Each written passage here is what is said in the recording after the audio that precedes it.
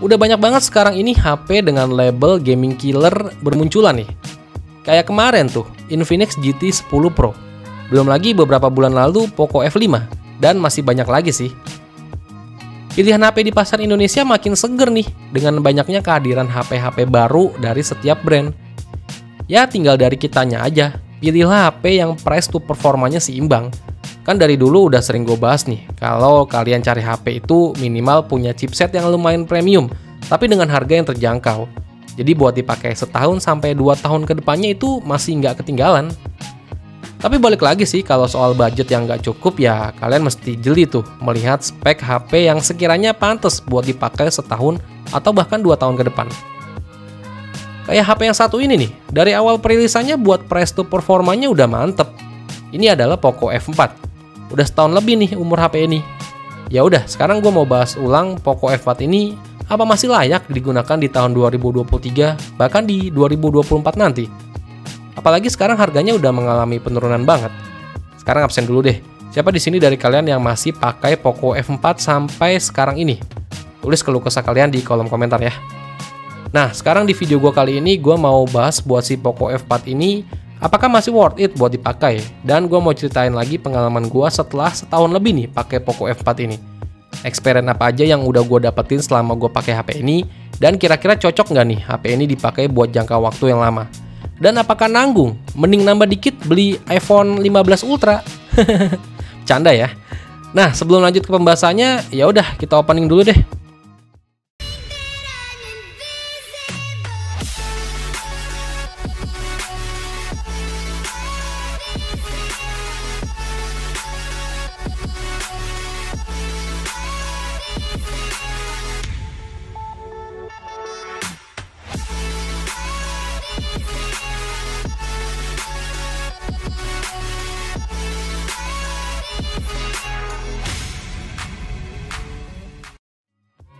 Pertama gue mau nyeritain soal experience dari desainnya dulu nih. Untuk desain dari Poco F4 ini, gue pribadi ya sebenarnya nggak ada masalah sih. Intinya gue suka dengan desain minimalis elegan begini. Desainnya udah kotak khas HP zaman sekarang. Desainnya udah cakep, build quality di HP ini tuh kaca ya di bagian back covernya. Untuk build quality-nya udah mantep, presisi banget. Hampir nggak ada bagian yang kopong alias padat di berbagai sisinya. Belum lagi ketika kita lihat layarnya, yang jadi nilai plus buat kalian pakai di tahun 2023 ini. Layarnya itu tajam bener. Berkat layar AMOLED dan tingkat kecerahannya yang tinggi, bikin HP ini kalau dibawa di luar tuh masih kelihatan jelas. Layarnya bening, warnanya keluar. Refresh rate juga udah di 120 Hz. Bikin kita main game atau sekedar scroll-scroll sosmed atau TikTok itu berasa smooth banget. Bentang layarnya di 6,67 inch, udah mendukung SDR10+, dan layarnya itu udah dilapisi Corning Gorilla Glass 5. Terus fitur kayak fingerprint di samping yang menyatu tombol power, NFC, AR Blaster, dual speaker Dolby Atmos juga masih ada di Poco F4 ini. Dan untuk charger 67 Watt juga udah dapet atau disertakan juga di paket penjualannya. Jadi ya soal desain, build quality, dan kelengkapan fiturnya di Poco F4 ini buat diajak main di tahun 2023 ini ya masih sangat worth it banget sih. Intinya nggak kelewat jadul lah. Boleh dibilang sebenarnya hal ini sih yang jadi nilai jual dari si Poco F4 ini. Dan masih sangat-sangat worth it buat tahun ini nih. Yaitu performanya ya. Dan menurut gua kalau dibanding sama Poco F5 jelas lebih kenceng Poco F5.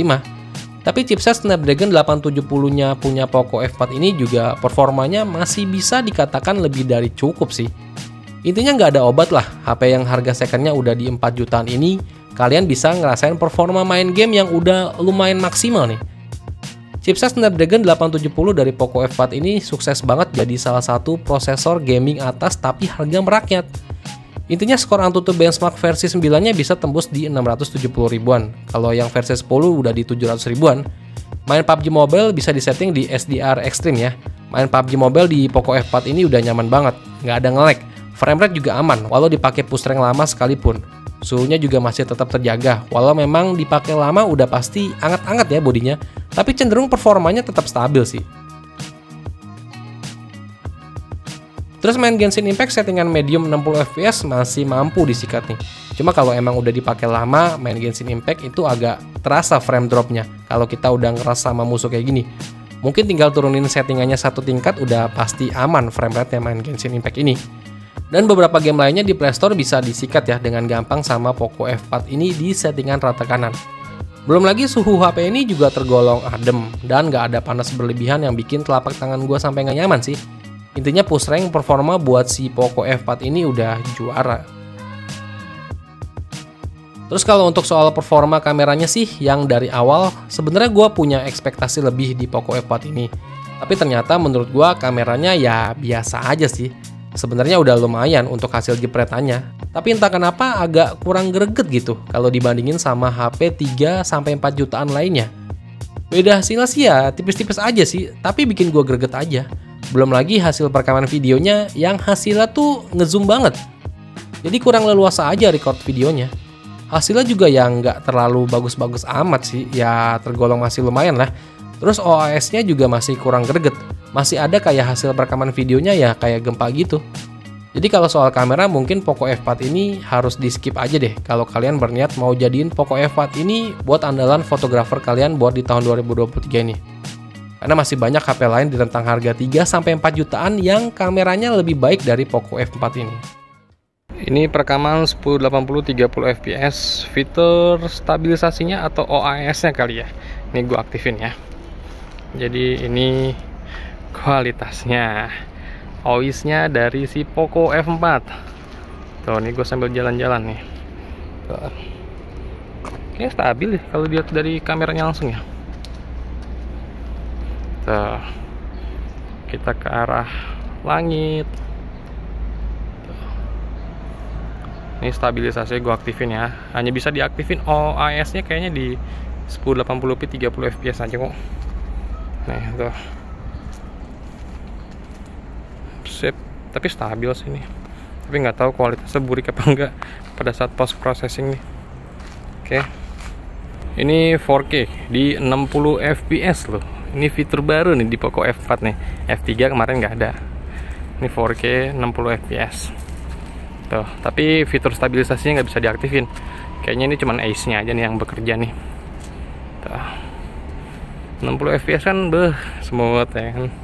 Enak dilihat gambarnya gitu, halus. Tuh. Tapi gue langsung di kameranya sih di layar sih nggak geter-geter gitu. Tuh.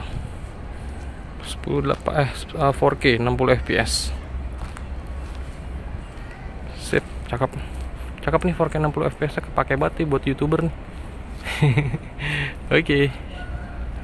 Nah, kalau buat ngevlog ini cuman bisa di 1080p 30 fps aja. Tuh. Ini kualitasnya tuh ngevlognya. Ini gue sambil jalan-jalan, shaky nggak? Enggak lah. Gue liat di layar langsung sih enggak. Jalan mundur. Poco F4 1080p 30 fps. Kamera depannya mentok di segitu aja, nggak bisa 4K. Tuh. Ke backlight kali ya, backlight mana backlight? Tuh, backlight ke belakang banget tuh. Buset deh, awan putih bener. Oke. Dan yang terakhir yang gue rasain dari HP ini setelah beberapa bulan sama gue, kayak soal isu-isu layar di Poco F4 ini, menurut gue udah nggak ada kendala di unit yang gue punya ini. Terus prosesor Snapdragon 870 di Poco F4 ini yang jadi pembeda sih, dan jadi nilai plus buat kalian push rank yang mantep nih di tahun 2023 ini.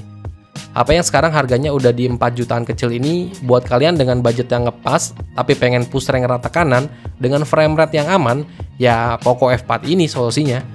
Yang jelas menurut gue untuk desain dan performa gamingnya, gue udah puas banget sih sama HP ini. Intinya 4 jutaan yang wajib kalian pertimbangkan buat beli HP mid-range flagship killer di tahun 2023 ini. Yaudah, jadi sekian dulu aja yang bisa gue sharing ke kalian. Semoga bermanfaat ya buat kalian semua. Dan sampai ketemu lagi di video gue berikutnya.